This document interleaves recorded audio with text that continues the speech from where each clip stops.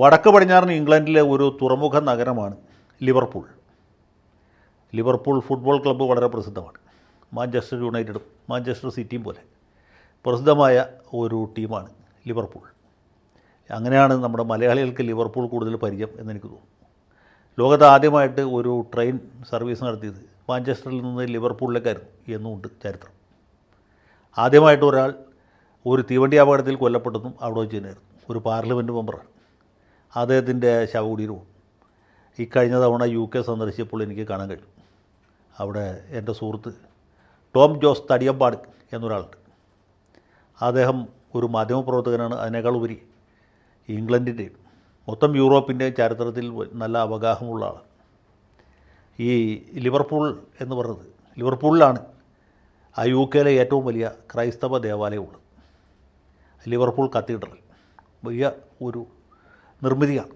അതിൻ്റെ ഉയരം കൊണ്ടും വിസ്തീർണം കൊണ്ടും മൊത്തം സംവിധാനങ്ങൾ കൊണ്ടും അതിഗംഭീരമാണ്. ലിവർപൂൾ കത്തീഡ്രലിലും കാണാൻ അവസരമുണ്ടായി. അതിൻ്റെ തൊട്ടടുത്തുള്ള ഈ മരിച്ചുപോയ MP ശവകുടീരവും കാണാൻ കഴിയും. അങ്ങനെ ഒരുപാട് കാഴ്ചകൾ അവിടെ കാണാനുണ്ട്. രണ്ടാം ലോക യുദ്ധത്തിൽ ബോംബ് വീണ് തകർന്നു പോയൊരു പള്ളിയുണ്ട്. പള്ളിയുടെ മേൽക്കൂരയും ഉള്ളിലുള്ള സാമഗ്രികളും കംപ്ലീറ്റായിട്ടും നശിച്ചുപോയി. അതിൻ്റെ 4 ചുവരുകൾ മാത്രം അതുപോലെ നിലനിൽക്കും. അവിടെ നമുക്ക് കാണാം 2 പൗണ്ടിൻ്റെ ടിക്കറ്റ് എടുക്കണം എന്ന് മാത്രം. പിന്നെ ലിവർപൂളിലെ ഏറ്റവും ഭയാനകമായ കാഴ്ച എന്ന് പറഞ്ഞാൽ സ്ലേവറി മ്യൂസിയമാണ്. അതായത് ഈ അടിമത്തം നിലവിലുള്ള കാലത്ത് ആഫ്രിക്കയിൽ നിന്ന് ഈ കറുത്ത വർഗ്ഗക്കാരെ പിടിച്ചു കൊണ്ടുവന്ന് വിവിധ യൂറോപ്യൻ രാജ്യങ്ങളിലേക്കും അമേരിക്കയിലേക്കും കപ്പൽ കയറ്റി അയച്ചിരുന്നത് ലിവർപൂളിൽ നിന്നായിരുന്നു. അങ്ങനെ അടിമത്തത്തിൻ്റെ ഒരു വലിയ പൈശാചികമായ പാരമ്പര്യവും കൂടി ലിവർപൂളിനുണ്ട്. ഒരു സ്ലേവറി മ്യൂസിയം അവിടെ ലിവർപൂളിലുണ്ട്. അതിൻ്റെ മുകളിലത്തെ നിലയിലാണ് ടൈറ്റാനിക് മ്യൂസിയം ഉള്ളത്. ടൈറ്റാനിക് കപ്പലുമായിട്ടും ലിവർപൂളിന് ബന്ധമുണ്ട്. ഈ സ്ലേവറി മ്യൂസിയം കണ്ടു കഴിഞ്ഞാൽ നമുക്ക് വലിയ മാനസിക വിക്ഷോഭം ഉണ്ടാകും. അപ്പോൾ തടിയമ്പാട് പറഞ്ഞ പ്രകാരമാണ് ഞാൻ ഈ സ്ഥലങ്ങളൊക്കെ പോയി കണ്ടത്. പക്ഷേ അദ്ദേഹവും പറയാൻ ഒരു കാര്യമുണ്ട്. ഞാൻ ആ കാര്യത്തെക്കുറിച്ചുകൂടി പറയാൻ വന്നു.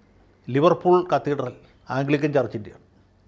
ആംഗ്ലിക്കൻ ചർച്ച് എന്ന് പറയുന്നത് ബ്രിട്ടൻ്റെ ഔദ്യോഗിക സഭയാണ്. ഈ സഭയിലെ മെത്രാന്മാരെയൊക്കെ നിയമിക്കുന്നത് സാക്ഷാൽ ബ്രിട്ടീഷ് രാജാവാണ്. അത് ഹെൻറി 8 രാജാവിൻ്റെ കാലത്ത് തുടങ്ങിയ ഒരു സമ്പ്രദായം. ആർച്ച് ബിഷപ്പ് ഓഫ് കാൻറ്റർബറി എന്ന് പറഞ്ഞ ആളാണ് ഇവരുടെ പോപ്പ്.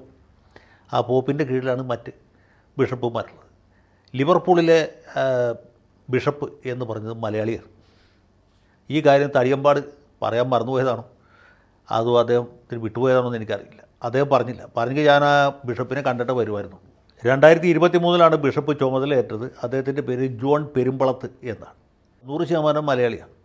ഇദ്ദേഹത്തിൻ്റെ മാതാപിതാക്കൾ മധ്യ തിരുവിതാംകൂറിൽ നിന്ന് വയനാട്ടിലേക്ക് കുടിയേറിയവരാണ് എന്നാണ് പറയുന്നത്. പുള്ളി അങ്ങനെ അച്ചംപട്ടത്തിന് പഠിച്ച് ദൈവശാസ്ത്രത്തിൽ അഗാധമായ പാണ്ഡിത്യം നേടിയ ശേഷം ആംഗ്ലിക്കൻ സഭയുടെ ഒരു ബിഷപ്പായിട്ട്, ഒരു വൈദികനായി, പിന്നീട് ബിഷപ്പായി.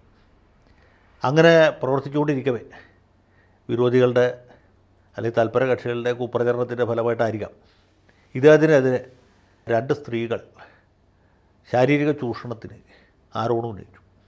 ഒരു സ്ത്രീ പറഞ്ഞ് ഇദ്ദേഹം അവരുടെ അനുമതി ഇല്ലാതെ കടന്നു പിടിക്കുകയും ചുംബിക്കാൻ ശ്രമിക്കുകയും ചെയ്തു എന്നുള്ളതാണ്. രണ്ടാമത് ആരോപണം ഉന്നയിച്ചത് ഈ ആംഗ്ലിക്കൻ സഭയിൽ തന്നെ ഒരു വനിതാ ബിഷപ്പാണ്. ആംഗ്ലിക്കൻ സഭയിൽ വനിതകൾക്ക് പട്ടം കൊടുക്കുന്ന പരിപാടിയുണ്ട്. വൈദികർ ആയിട്ട് സ്ത്രീകളുണ്ട്, ബിഷപ്പുമാരായിട്ടും സ്ത്രീകളുണ്ട്. ഞാൻ ന്യൂയോർക്കിൽ പോയപ്പോൾ അവിടുത്തെ ട്രിനിറ്റി ചാപ്പലിൽ കുർബാന നടക്കുന്ന സമയമായിരുന്നു ഈ വൈദിക വേഷത്തിൽ നിൽക്കുന്ന ഒരു സ്ത്രീയാണ് എന്ന് ഞാൻ ഒരു കൗതുകത്തോടി അന്ന് കണ്ടത്. ആംഗ്ലിക്കൻ സഭയിൽ അത് പണ്ടുതൊട്ടേ ഉള്ളൊരു കാര്യമാണ്. അപ്പോൾ ഈ ബിഷപ്പ് അടക്കം നമ്മുടെ പെരുമ്പളത്തിനെതിരായിട്ട് ആരോപണം ഉന്നയിച്ചു. അത് ചാനലുകളിലും പത്രങ്ങളിലൊക്കെ വന്നു. സഭയ്ക്ക് മൊത്തത്തിൽ വലിയ ദുഷ്പേരായി.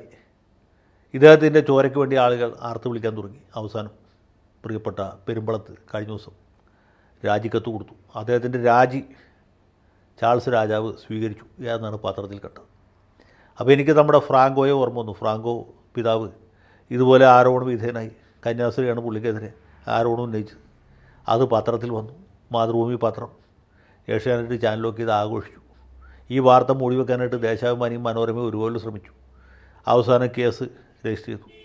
വൈക്കം DYSP ഇവിടുന്ന് വിലങ്ങുമായിട്ട് ജലന്ധർ വരെ പോയി. പട്ടി ചന്തയ്ക്ക് പോയവരെ തിരിച്ചു വന്നു. അവസാനം മഹാനായ ഫ്രാങ്കോ പോലീസിന് പിടികൊടുത്തു. ഏതാനും ദിവസം അദ്ദേഹം ജയിലിൽ കഴിഞ്ഞു. പിന്നെ അദ്ദേഹത്തിന് ജാമ്യം കിട്ടി. ജാമ്യം കിട്ടിയതിന് ശേഷം അദ്ദേഹം ഇവിടെ കൊച്ചിയിൽ ഒരു 5 നക്ഷത്ര ഹോട്ടലിൽ താമസിച്ചുകൊണ്ട് വിചാരണ നേരിട്ടു. കോട്ടയത്തെ കോടതി അദ്ദേഹത്തെ കുറ്റവിമുക്തനാക്കി. അദ്ദേഹം ഇപ്പോൾ അദ്ദേഹം പിടിച്ചെന്നില്ല, ജലന്ധറിലെ മെത്രാൻ സ്ഥാനം രാജിവെച്ചു. ഈ പെരുമ്പളത്ത് എനിക്ക് തോന്നുന്നത് ഫ്രാങ്കോയുടെ ജീവിതത്തിൽ നിന്നായിരിക്കും ആവേശം ഉൾക്കൊണ്ടത് എന്നാണ്. അപ്പോൾ ഇദ്ദേഹം ഒരു ലിവർപൂൾ ഫ്രാങ്കോയാകാൻ ശ്രമിച്ചു നോക്കിയതാണ്.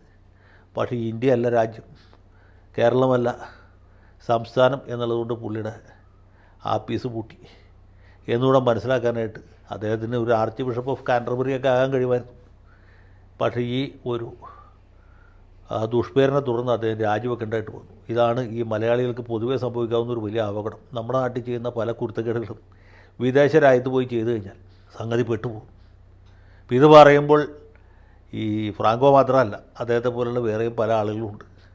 ഞാൻ അവരൊന്നും പേരുവിവരം പറയുന്നില്ല. ഇത് കേൾക്കുമ്പോൾ നിങ്ങളുടെ മനസ്സിലും പല ചിത്രങ്ങൾ തെളിഞ്ഞു വരും എന്നുള്ളത് എനിക്കറിയാം. എല്ലാ സമുദായത്തിലും ഉണ്ട്, എല്ലാ മതത്തിലും ഉണ്ട് ഇതുപോലുള്ള ആളുകൾ. പക്ഷേ സ്ഥലം ലിവർപൂളായി പോയതുകൊണ്ട് പാവം പെരുമ്പളത്ത് കുടുങ്ങിപ്പോയി. അദ്ദേഹത്തിൻ്റെ എത്രാൻ സ്ഥാനവും പോയി. ഇനി പുള്ളി എന്ത് ചെയ്യുമെന്ന് നമുക്കറിയില്ല. പക്ഷേ പുള്ളി പറയുന്നത്, എല്ലാവരും പറയുന്നത് ന്യായം തന്നെയാണ്. പുള്ളിയോട് വിരോധമുള്ള ആളുകൾ, തൽപരകക്ഷികൾ, പുള്ളിയുടെ ഉയർച്ചയിൽ അസൂയാലുക്കളായ ചില കുബുദ്ധികൾ അദ്ദേഹത്തിനെതിരെ ഈ സ്ത്രീകളെ, വനിതാ ബിഷപ്പ് അടക്കമുള്ളവരെ കൊണ്ട് വ്യാജമായി പരാതി കൊടുപ്പിച്ചു. അങ്ങനെ കർത്താവിനെ പോലെ പുള്ളി കുരിശേറ്റപ്പെട്ടു എന്ന്. ഇദ്ദേഹം 3-ാം ദിവസം ഉയർത്തെഴുന്നേക്കുമോ എന്ന് പറയാൻ ഞാൻ ആളല്ല. ഉയർത്താൽ തന്നെ പുള്ളിയെ ആംഗ്ലിക്കൻ സഭ ഇനി ഏത് രീതിയിലായിരിക്കും സ്വീകരിക്കുക എന്ന് നമുക്കറിയില്ല. ഏതായാലും കത്തോലിക്ക സഭയോളം ഹൃദയവിശാലതയുള്ളവരല്ല ആംഗ്ലിക്കൻകാരെന്നുള്ളതുകൊണ്ട് പുള്ളിന് സ്വന്തമായിട്ട് വല്ല സഭയെ സ്ഥാപിക്കാനാണ് സാധ്യത എന്നെനിക്ക് തോന്നുന്നു. ഏതായാലും പരിശുദ്ധ പെരുമ്പളത്ത് പിതാവിൻ്റെ ആത്മീയമായ ഉയർച്ചയ്ക്കും ഭൗതികമായ സമൃദ്ധിക്കും വേണ്ടി പ്രാർത്ഥിക്കുന്നു. കർത്താവ് നമ്മോട് കൂടെ.